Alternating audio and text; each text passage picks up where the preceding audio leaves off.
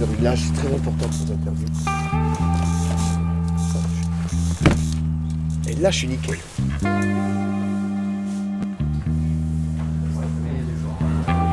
Bonjour, qu'est-ce que je peux faire pour vous? J'aimerais des informations sur le parapente. Ok, lâche tes talons, contrôle. T'as vu, ça va pas? Passionnant ce truc-là. C'est génial la météo.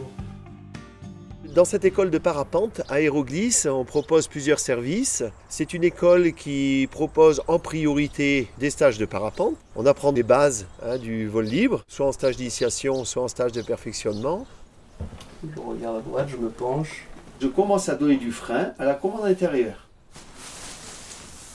On les amène jusqu'au niveau d'autonomie qui leur permettront après de voler seuls sur d'autres sites et de progresser en vue d'être des bons pilotes autonomes.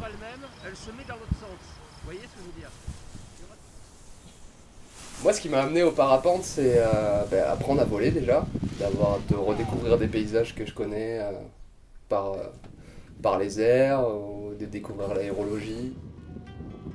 Moi, je dirais que ce qui est essentiel dans une école de parapente, c'est la passion et l'envie de partager qu'ont les moniteurs.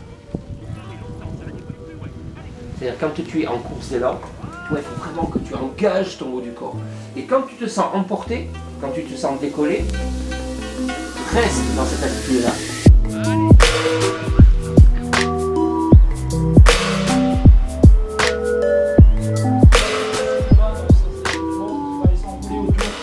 La dépression de l'autre côté, il va se retrouver comprimé entre les Alpes et le Massif central, canalisé par la vallée du Rhône. Et ça va accélérer, et là, qu'est-ce qui se passe? Il se passe. La formation me convient carrément, parce que c'est vrai que c'est sur une semaine complète, donc tu as vraiment le temps de progresser de manière continue. Tu as tes 2 ou 3 jours de Pentécole, plus les premiers grands vols, toujours suivis par 2 moniteurs qui sont juste au top. Puis pour apprendre le parapente, le cadre est juste parfait, quoi.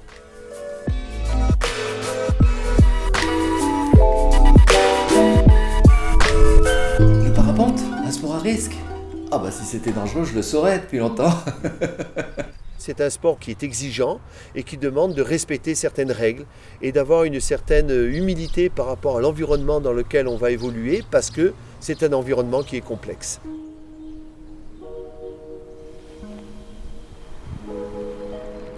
La chance qu'on a ici à Saint-André-les-Alpes par rapport à la fréquentation des pilotes avec les débutants, avec les passagers biplaces, c'est que tout le monde se retrouve ensemble au club et on a la chance d'avoir un endroit, un lieu qui est très convivial.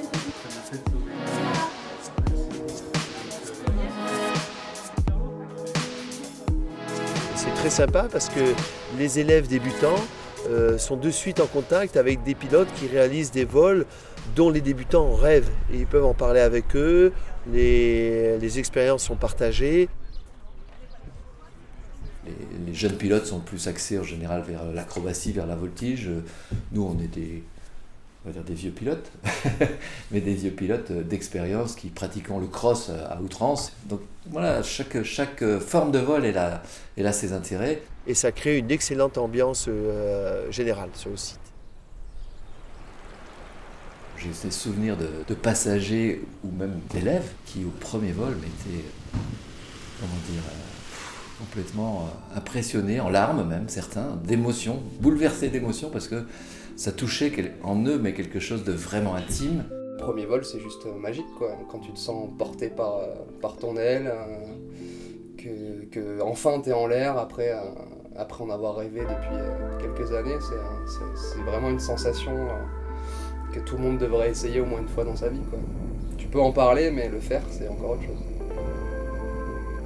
Essayez, goûtez par l'intermédiaire d'un biplace ou d'un stage et vous serez évidemment conquis parce que ce sont des expériences très très fortes au niveau émotionnel qui apportent beaucoup et qui franchement laissent des souvenirs extraordinaires. Essayez. Tu freines, tu relâches. Et tempo. C'est cool, j'en viens chez moi.